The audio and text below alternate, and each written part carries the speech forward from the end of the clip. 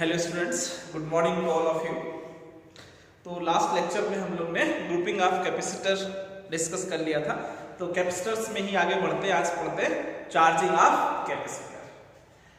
Charging of capacitor, तो capacitor को charge करने के लिए कोई हम बैटरी कनेक्ट करते हैं ना। तो सपोज एक कैपेसिटर है, ठीक है। इस कैपेसिटर को चार्ज करने के लिए हम लोग किसी बैटरी से कनेक्ट करते हैं। तो ये बैटरी का सपोज पॉजिटिव पोटेंशियल है, ये बैटरी का नेगेटिव पोटेंशियल है। तो बैटरी की प्लेट्स कैपेसिटर कैसे चार्ज होता है कि इनिशियली दोनों प्लेट्स कैसी होती है, न्यूट्रल। और जब हम बैटरी से कनेक्ट करते हैं, एक बैटरी में एक टर्मिनल नेगेटिव है, एक पॉजिटिव, पोटेंशियल डिफरेंस की वजह से क्या होता है, चार्ज लोअर पोटेंशियल से हायर पोटेंशियल की तरफ फ्लो करता है, ठीक है। और चार्ज फ्लो होता है तो एक से चार्ज जाता है एक प्लेट से दूसरे पे आता है। तो जिस पे आता है वो प्लेट कैसी हो जाएगी, नेगेटिव, और जिससे जाएगा वो प्लेट कैसी हो जाती है, पॉजिटिव। इसी तरीके से कैपेसिटर क्या हो जाता है, चार्ज हो जाता है ना। तो सर ये पॉजिटिव टर्मिनल है, ये नेगेटिव। तो चार्ज का ट्रांसफर ऑलवेज कहां से होता है, lower potential to higher potential, transfer of charge,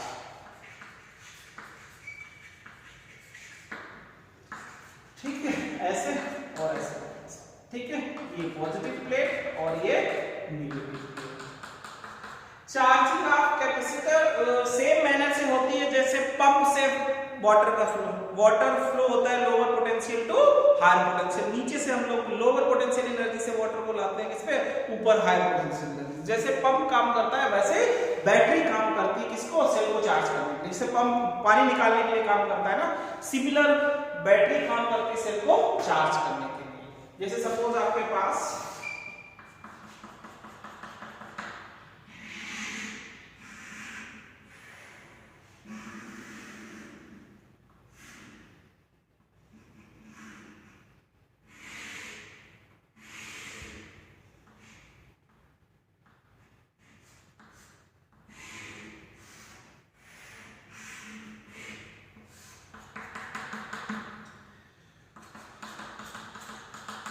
ये पानी फिल्म है, तो पूछा जाए आपसे कि वाटर का फ्लो किधर से किधर हो रहा होगा, तो पानी का जो फ्लो हो रहा होगा वो ये नीचे है ना, लोअर पोटेंशियल पे, ये किस पे है, हायर पे।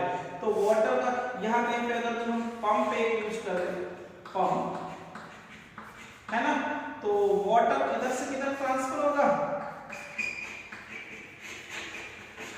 Transfer of water. तो वाटर का ट्रांसफर किधर से किधर होता है, lower potential to higher potential, ठीक है। तो जैसे पंप काम करता है वैसे बैटरी काम करता है किसमें, चार्जिंग में। इनिशियली कैपेसिटर की दोनों प्लेट्स कैसी होती है, न्यूट्रल। बैटरी कनेक्ट करते हैं तो पोटेंशियल डिफरेंस की वजह से चार्ज का फ्लो होता है lower potential to higher potential. तो एक कैपेसिटर से चार्ज, एक प्लेट से दूसरे प्लेट पे चार्ज क्या होता है, ट्रांसफर होता है। इससे एक प्लेट क्या हो जाती है, पॉजिटिव चार्ज, और दूसरा प्लेट नेगेटिव चार्ज, है ना। ऐसा है, ऐसा पंप वर्क करता है। तो ध्यान रखेंगे, जो है आप नोट भी कर सकते हैं चार्जिंग ऑफ कैपेसिटर में। Charging of capacitor is done, charging of capacitor, charging of capacitor is done with the help of battery. The battery or cell, the battery or cell acts like a pump, which transfer charge from lower potential to higher potential, lower potential to higher potential, higher potential in the same manner,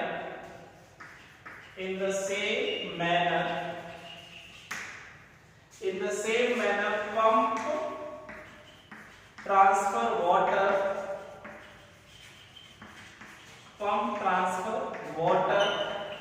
from lower potential to higher potential.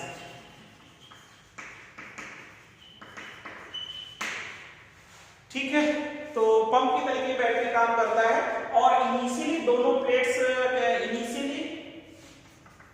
Initially plates are capacitor, initially both plates are neutral when cell is connected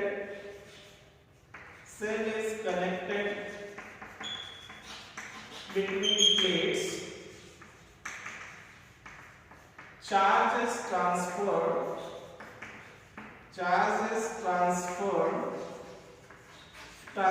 from one plate to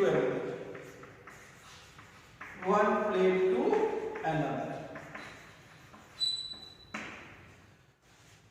This makes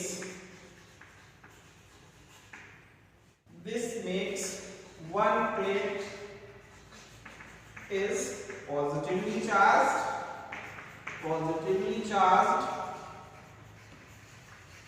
and other is negatively charged.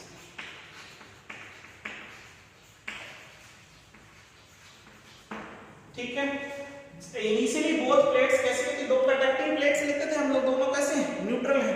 जैसे battery से connect करते हैं तो charge का flow होने लगता है एक प्लेट से दूसरी प्लेट में, तो एक प्लेट से दूसरी तरफ चार्ज मूव करने लगता है ना, तो एक प्लेट कैसी हो जाती है, पॉजिटिव और दूसरी नेगेटिव। इसी फेनोमेना को हम लोग क्या कहते हैं, charging of capacitor. This phenomena is known as charging of capacitor. और कैपेसिटर को चार्ज करने में हमें वर्क करना पड़ता है, वो कैपेसिटर में इलेक्ट्रिकल एनर्जी के फॉर्म में स्टोर हो जाता है। ठीक है, कैपेसिटर को चार्ज करने में हमें उसके पोटेंशियल के अगेंस्ट वर्क करना पड़ता है। This work is stored in electrical energy of the capacitor, है ना, तो potential energy stored in the capacitor बात करते हैं।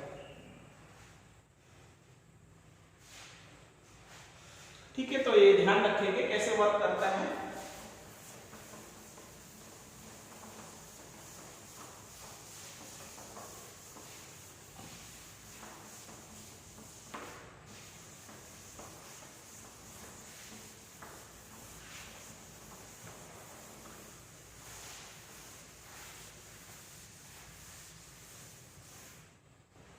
Energy stored in the capacitor,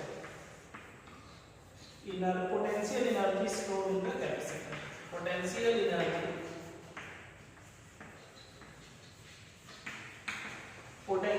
energy stored in the capacitor।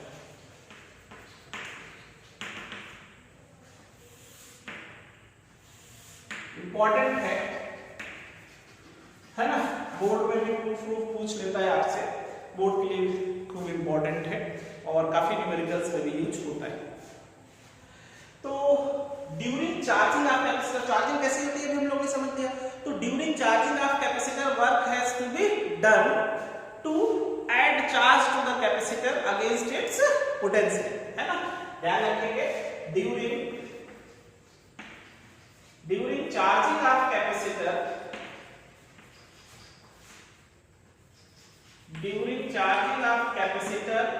work has to be done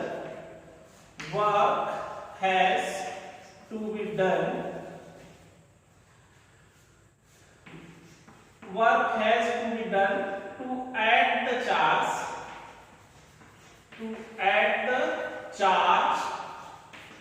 to the capacitor against its potential, During charging of capacitor, work has to be done to add the charge to the capacitor against its potential. This work is stored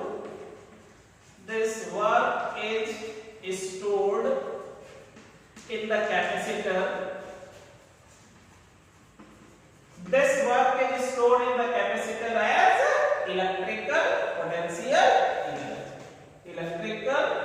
energy.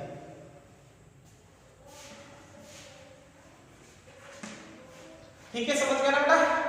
During charging of capacitor work has to be done to add the charge. जैसे धीरे धीरे charge करते हैं, अब कुछ शायद इसे suppose 10 coulomb charge हमने कैपेसिटर प्लेट्स पे लाना है। अब 1 कूलम पॉजिटिव आया होगा तो अगला 1 आ रहा होगा, तो वो 1 उसको क्या कर रहा होगा, रिपल कर रहा होगा। तो हमें नेक्स्ट और लाने में जो दूसरा वाला 1 कूलम आ रहा होगा उसके अगेंस्ट हमें क्या करना पड़ेगा, वर्क करना पड़ेगा। वही वर्क किसमें स्टोर हो जाता है, पोटेंशियल एनर्जी में। ठीक है, मान लेते हैं किसी इंस्टेंट पे कैपेसिटर पे चार्ज Q है।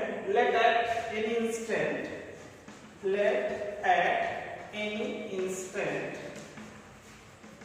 charge on capacitor is Q and its potential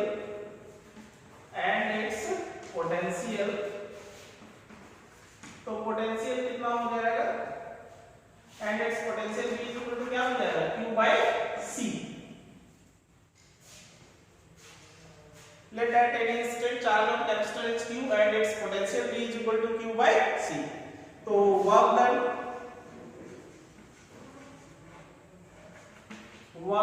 in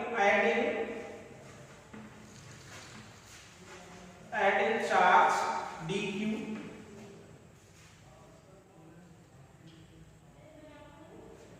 तो work done in adding charge dQ, तो dW is equal to क्या हो जाएगा, V into dQ,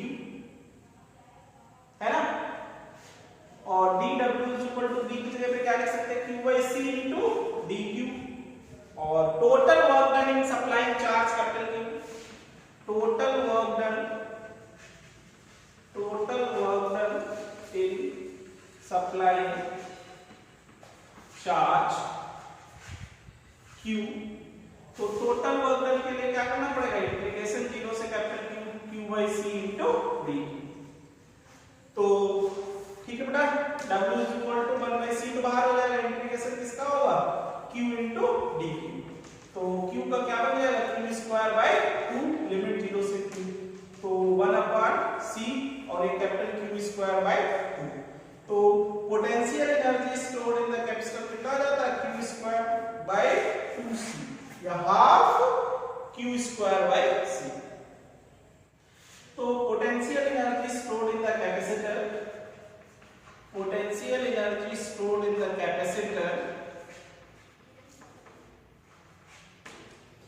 potential energy stored in the capacitor find करना है तो Q square by 2C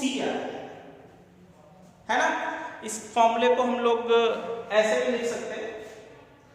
बात समझ में आया बेटा, during charging of capacitor work has to be done to add charge to the capacitor against its potential, this work is stored in the capacitor as electrical energy. वही उसकी क्या कहलाती है, potential energy stored in the capacitor.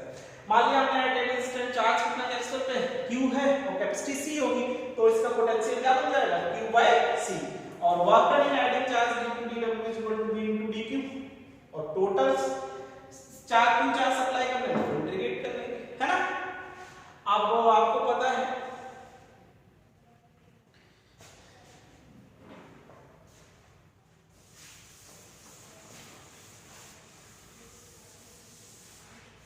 Q is equal to क्या होता है, CB।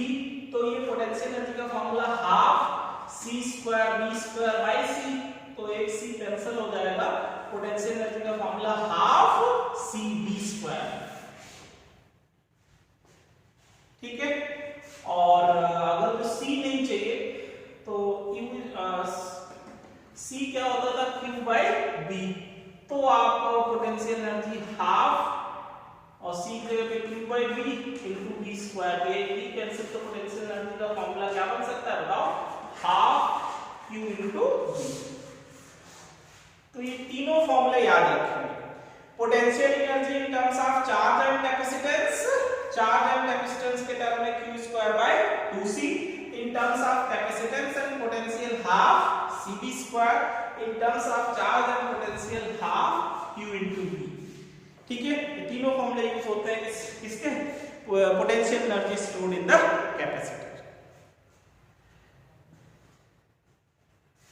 अच्छा, total work done by the battery हम लोग निकाले, है ना। अभी तो हम लोग ने चार्जिंग में वर्क डन था वो इलेक्ट्रिकल एनर्जी में स्टोर हुआ, पूरा वर्क डन स्टोर होता कैसा क्या, तो हम बात करते हैं थोड़ा सा total work done by the battery.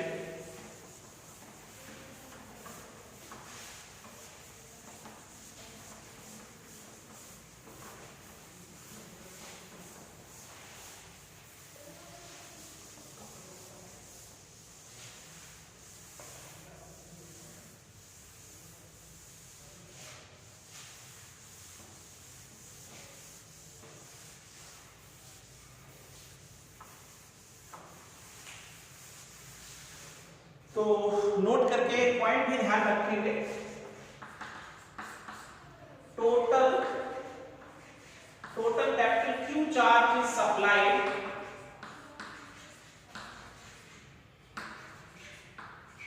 total Q charge is supplied by the battery at potential capital V. So total work done by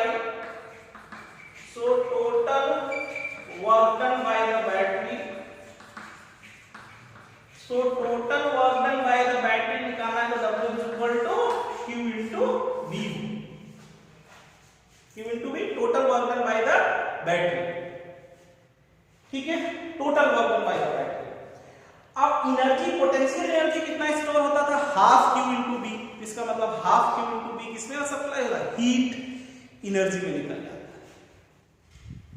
ठीक है, तो हीट सप्लाई, जो हीट एनर्जी जैसे total work done by the battery तो Q into V, लेकिन potential energy में store कितना हुआ, देखो कैपेसिटर चार्ज नहीं था तो पोटेंशियल जीरो है, स्टार्टिंग में कोई चार्ज नहीं, क्यों जीरो है तो स्टार्टिंग में पोटेंशियल एनर्जी जीरो, बाद में मान लो पोटेंशियल एनर्जी कितनी होगी, हाफ Q into V हुई ना, तो होनी कितना चाहिए Q into V, इसका मतलब हाफ पूरी का पूरा वर्क डन में कन्वर्ट नहीं हुआ, समझ गए ना।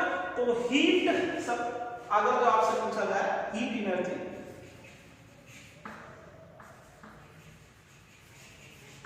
तो हीट रिलीज्ड या हीट सप्लाइड की बात की जाए, हीट रिलीज्ड तो किसके इक्वल होगा, work done bye battery, total work done bye battery minus total change in potential energy of capacitor.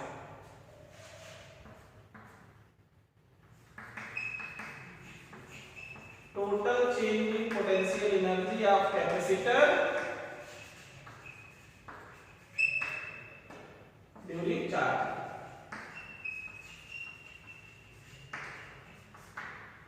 है ना। तो हीट एनर्जी सप्लाइड या हीट सप्लाइड या heat energy released,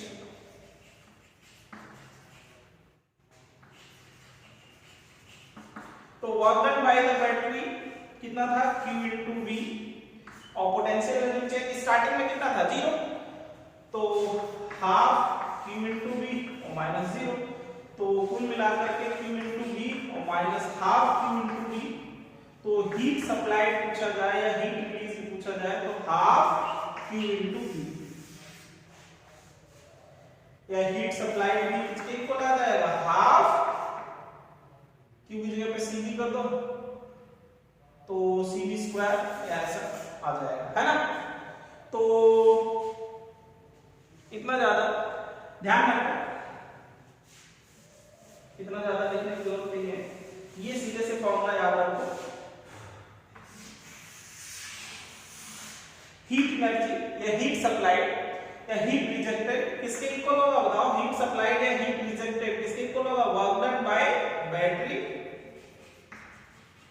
total work done bye battery minus change in potential energy, तो क्या आ जाएगा, heat energy release या supply आ जाएगा। तो ये इंपॉर्टेंट फॉर्मूला है, इसको ध्यान रखें। समझ गया बेटा, total work done bye battery कितना था, Q into V, एनर्जी में पोटेंशियल एनर्जी में कितना स्टोर हुआ, हाफ Q into V, तो हाफ Q into V कहां गया, energy release, heat release.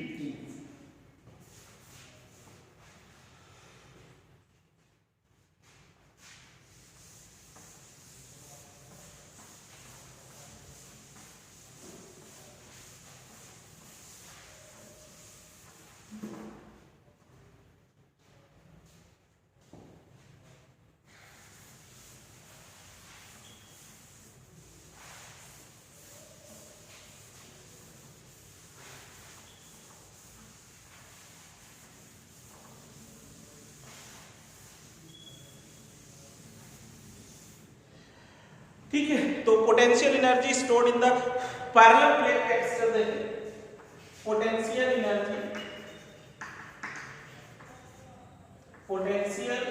Density, potential energy density of parallel plate capacitor.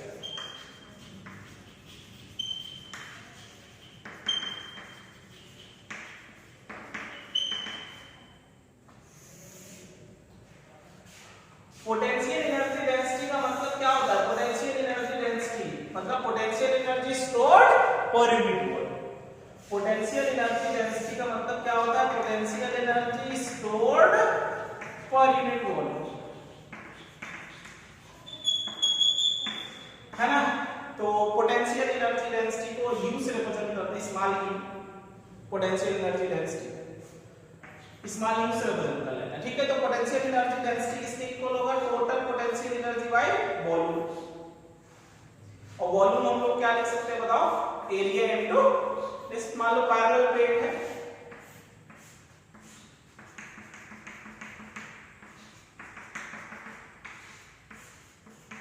है ना, और प्लेट्स के मिडिल की डिस्टेंस d है ना। तो प्लेट्स के मिडिल की डिस्टेंस d है, तो a into d बन जाएगा, एरिया ऑफ प्लेट a है। तो U is equal to potential energy क्या बताया formula? Half cv² by a into d। और आपको ये भी पता है कि c की जगह पे क्या लिख सकते हैं आप? sin naught a by d, है ना। तो रख लो, तो potential energy density half epsilon naught a v² by a और v², तो a से कैंसिल हो गया। और ये आपको पता है कि E इक्वल टू क्या होता था? v बाय d, है ना। तो पोटेंशियल एनर्जी डेंसिटी का फॉर्मूला हाफ एप्सिलॉन E²,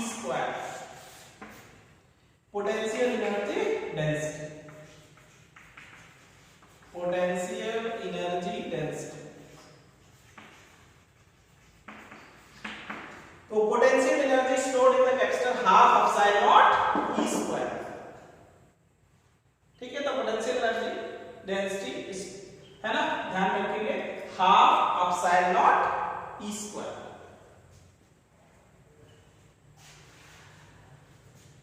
ठीक है, तो पोटेंशियल एनर्जी डेंसिटी का मतलब समझ गए होगे ना, potential energy stored per unit volume,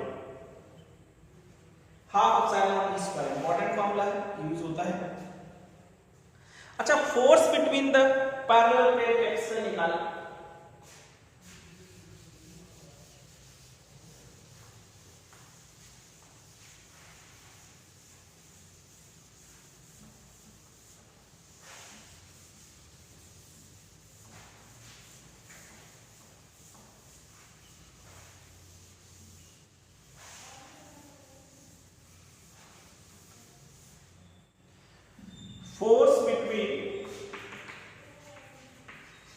force between parallel plates capacitor, force between plates between the capacitor, force between parallel plate capacitor,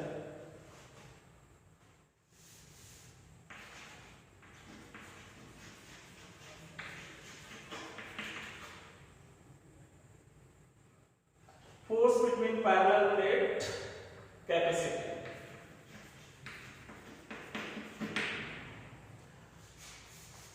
कह सकते हैं force between plates of parallel plate capacitor.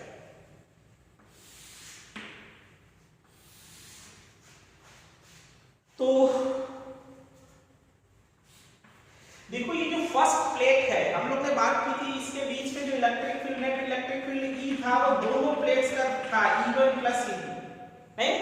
First plate, इस first positive plate की वजह से इधर कितना electric field होता था बताओ? Sigma by 2 epsilon. और इसकी डायरेक्शन पॉजिटिव टू नेगेटिव, तो इसमें खुद नेगेटिव, तो सिग्मा बाय 2 एप्सिलॉन दोनों ऐड होके क्या होता था? Sigma by epsilon. अच्छा, ये जो फर्स्ट प्लेट है, ये किसकी फील्ड में रखी हुई है? सेकंड की इलेक्ट्रिक फील्ड में। और सेकंड प्लेट किसमें रखी है? फर्स्ट की इलेक्ट्रिक फील्ड में। Second plate of parallel plate capacitor capacitor is placed in the field of first plate and first plate is placed in the electric field of second plate. समझ गए ना? ऐसा तो हम लोग बात करते हैं electric field due to one plate of capacitor is electric field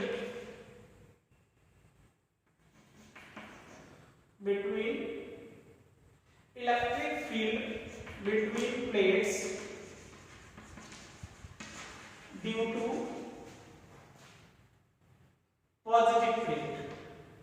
due to positive plate of capacitor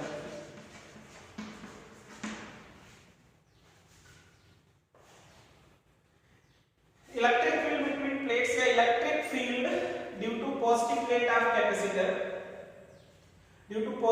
of capacitor कितना इलेक्ट्रिक फील्ड आ जाएगा ऐसे कर लो electric field due to positive plate of capacitor तो इलेक्ट्रिक फील्ड कितना आ जाएगा बताओ सिग्मा बाय 2 ऑक्साइड डायरेक्शनल तो electric force acting on negative plate of capacitor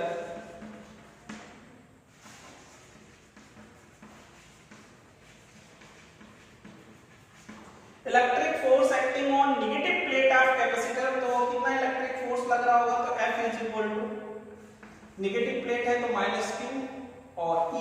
और E तुम्हारे पास कितना है बताओ E है इसको हम लोग ऐसे लिख सकते हैं q upon 2 epsilon naught a है सिग्मा की जगह पे q by a तो q by 2 epsilon naught a तो electric force between the plates of capacitor -q² by 2 epsilon naught a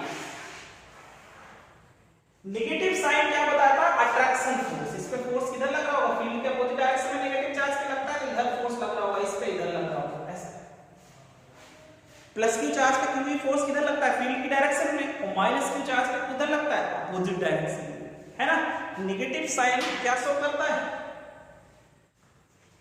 where negative sign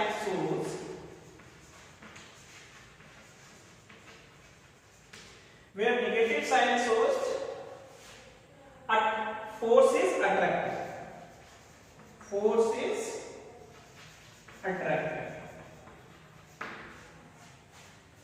समझ गए ना बेटा माइनस q चार्ज पे किधर लगेगा फील्ड के अपोजिट पॉजिटिव पे ऐसा ठीक है electric field due to positive plate of capacitor कितना आ जाएगा सिग्मा बाय 2 एप्सिलॉन नॉट या इसको q upon 2 एप्सिलॉन नॉट लिख सकते हैं electric force acting on negative plate of capacitor is this वैसे ही हम निकाले electric field due to negative plate तो sigma by 2 epsilon naught right पे आएगा डायरेक्शन तो वही है तो अब force acting on positive plate तो ये प्लस समझ गए ना कि प्लस आ जाएगा तो उसमें डायरेक्शन किधर है आगे की तरफ इसमें डायरेक्शन किधर है पीछे की तरफ तो फोर्स से भी लगेगा तो फोर्स अट्रैक्टिव होता है इसलिए माइनस आया कितना -q² by 2 epsilon naught a अगर जो पूछा जाए pressure on plates of capacitor कितना हो जाएगा pressure on plates of capacitor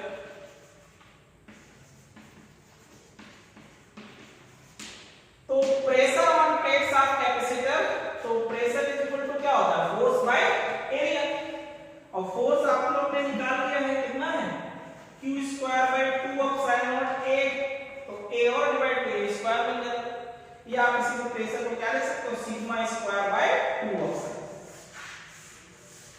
sigma square by 2 epsilon ठीक है तो ध्यान रखिएगा force between the parallel plate capacitor कैसा फोर्स लगता है अट्रैक्शन आपको पता ही है कि एक प्लेट पॉजिटिव एक नेगेटिव है अट्रैक्टिव फोर्स लगेगा और कितना लगेगा -q² by 2 एप्सिलॉन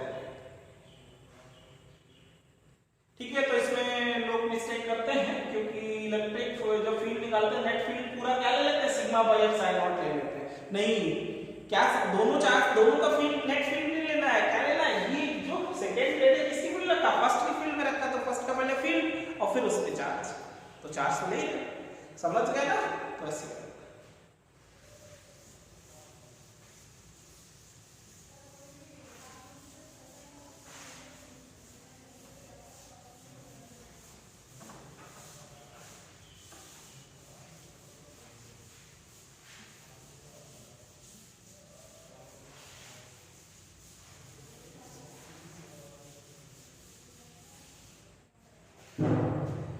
ठीक है, हम लोग ने डायमेंशन में ही पढ़ा था, ध्यान रखेंगे जो एनर्जी डेंसिटी की डायमेंशन और प्रेशर की डायमेंशन क्या होती थी, सेम होती थी, है ना।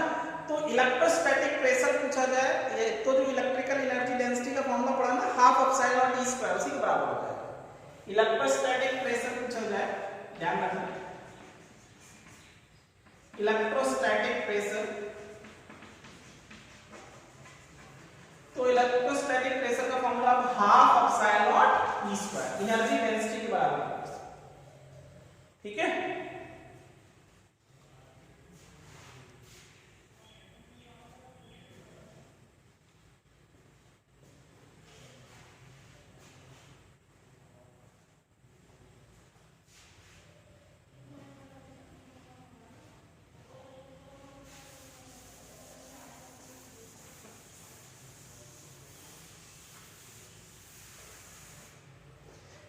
ठीक है बेटा, अब इसमें एक छोटा सा कॉन्सेप्ट हम लोग डिस्कस करते हैं कि जैसे किसी कैपेसिटर से बैटरी कनेक्ट रहे तो क्या कंडीशन होती है, बैटरी डिस्कनेक्ट कर दी जाए तब क्या कंडीशन होती है, ठीक है। तो ये भी इंपॉर्टेंट पॉइंट्स है, मोस्ट इंपॉर्टेंट, कंपटीशन में भी यूज होता है और बोर्ड में भी क्वेश्चन आता है इसका ज्यादातर, ठीक है। तो सपोज अ कैपेसिटर है, इस पे initial charge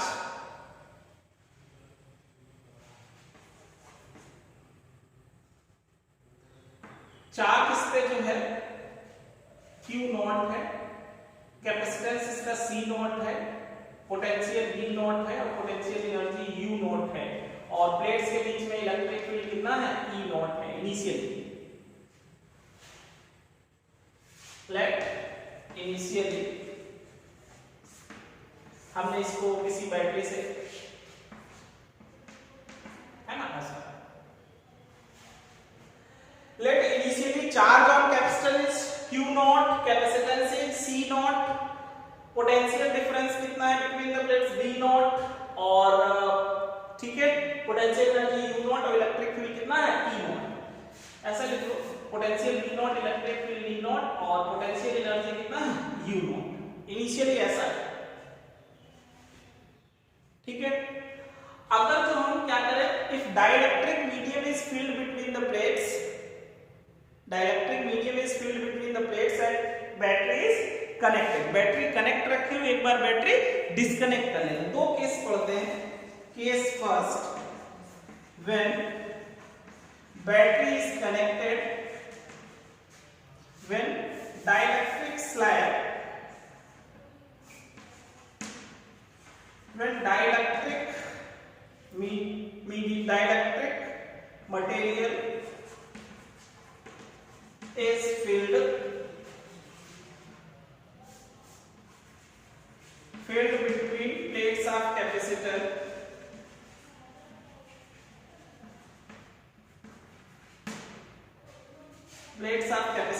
and battery is disconnected.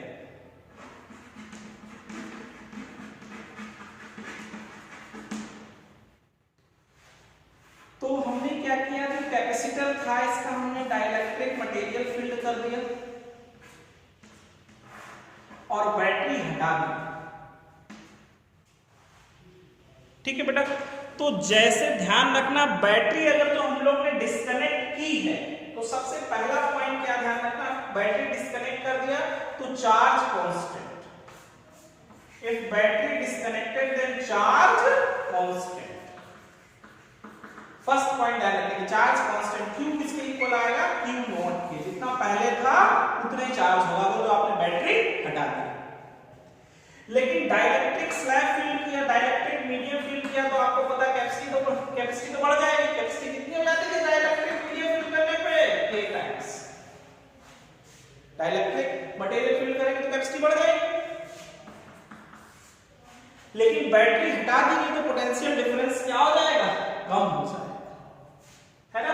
Plates के बीच में डिस्टेंस दी गई है पहले, तो इलेक्ट्रिक, अब पोटेंशियल निकालोगे तो पोटेंशियल V इक्वल टू कैसे निकालते हो, Q बाय C। अब आपको पता Q तो Q नॉट के बराबर ही है, लेकिन C कितना है, KC नॉट, और Q not by C not क्या बन जाएगा B नॉट, तो B नॉट बाई K। ध्यान रखना पोटेंशियल क्या हो जाता है, कम हो जाता है, और पोटेंशियल कम होगा तो इलेक्ट्रिक फील्ड भी कम हो जाएगा। इलेक्ट्रिक फील्ड कितना हो जाएगा, E not by K। Electric field भी कम हो जाएगा। पोटेंशियल एनर्जी की बात की जाए तो हाफ CB स्क्वायर, तो हाफ C की जगह पे K C नॉट और B की जगह पे B नॉट बाई K, जो ली को एक दूसरे को रखे, तो बेटा हाफ C नॉट और B not square by K। तो ध्यान रखना जो पोटेंशियल एनर्जी है वो potential energy U not by K है।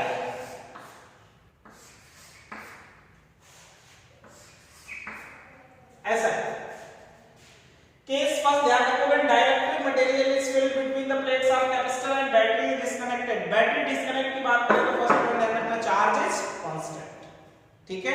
और डाइलेक्ट्रिक मटेरियल फील्ड किया तो कैपेसिटी के टाइम्स होगी। अब दो चीजें पता चल गई तो तीसरा तो आ जाएगा पोटेंशियल Q/C से करके। इसका मतलब कि पोटेंशियल डिफरेंस कितना हो जाता है 1/k times, electric field 1/k times और पोटेंशियल एनर्जी भी 1/k टाइम्स। 5 वेरिएबल है, 5 वेरिएबल है तो ध्यान रखना 5 वेरिएबल्स में बैटरी डिस्कनेक्ट हुई तो charge constant, capacity k times, है ना। और इलेक्ट्रिक पोटेंशियल, इलेक्ट्रिक फील्ड और पोटेंशियल एनर्जी स्टोर, है ना, ये तीनों कितना हो जाएंगे 1/k टाइम्स हो जाएंगे, ठीक है। अब इसी में सेकंड केस देखें, केस सेकंड, ये फर्स्ट समझ आ गया। केस सेकंड की बात करें, when dielectric material is filled between the plates of capacitor and battery is connected।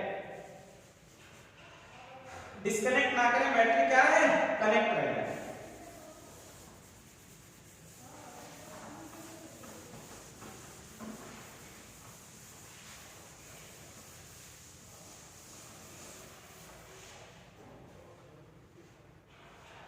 तो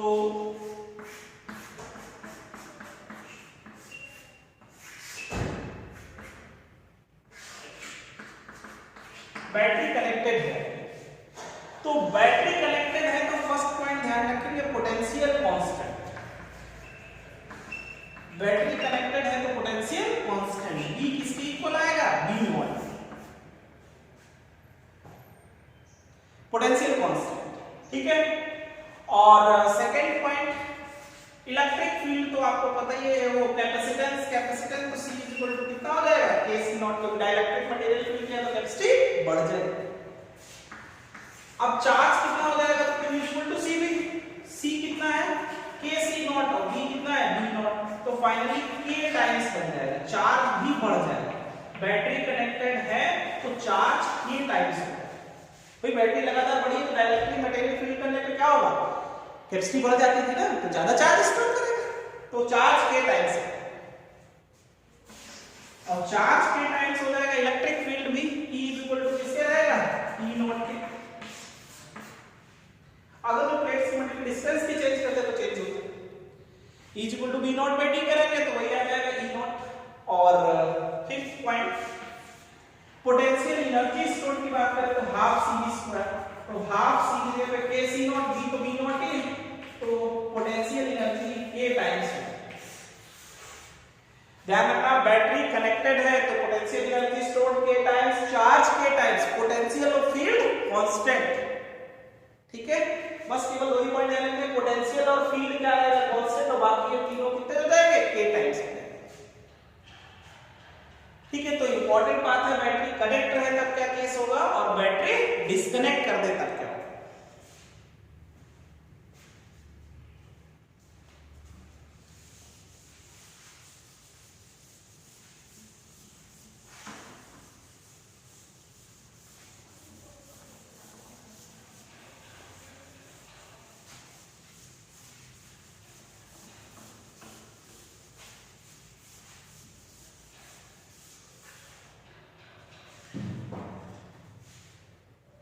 ठीक है बेटा, तो देखो एक एग्जांपल लेते हैं। ऐसा था क्वेश्चन आया, ये B पोटेंशियल की बैटरी है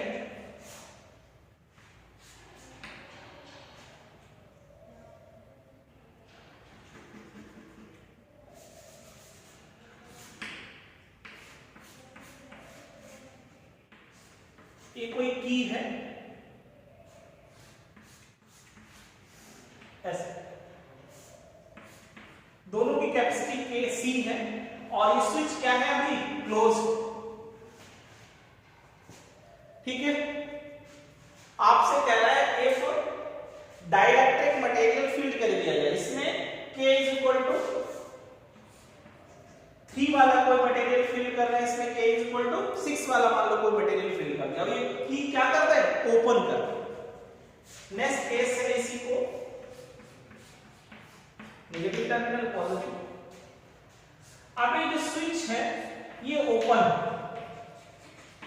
पहले क्लोज था,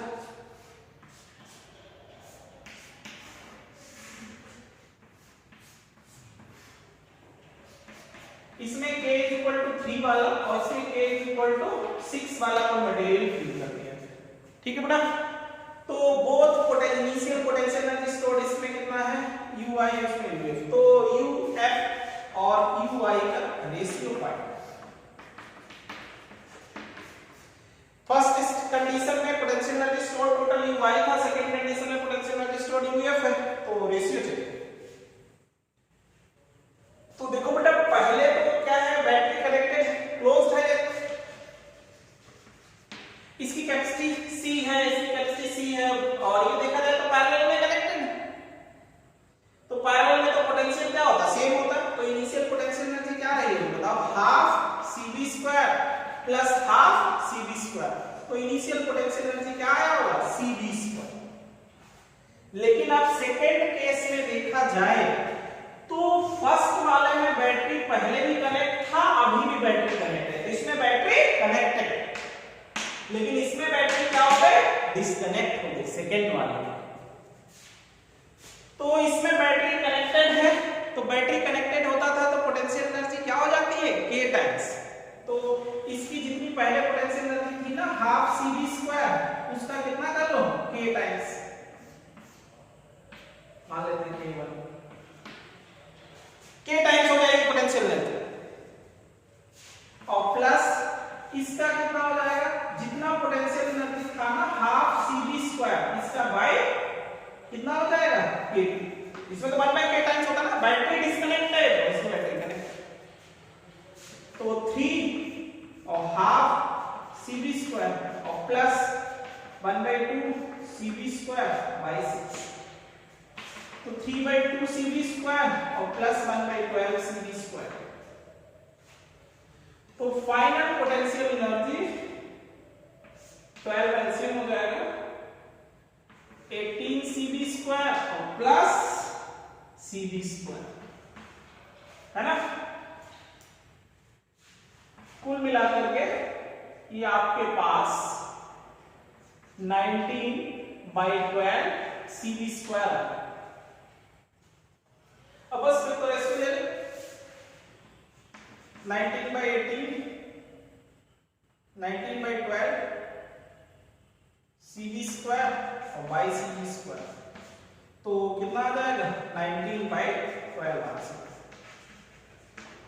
u final minus u initial, ठीक है बेटा।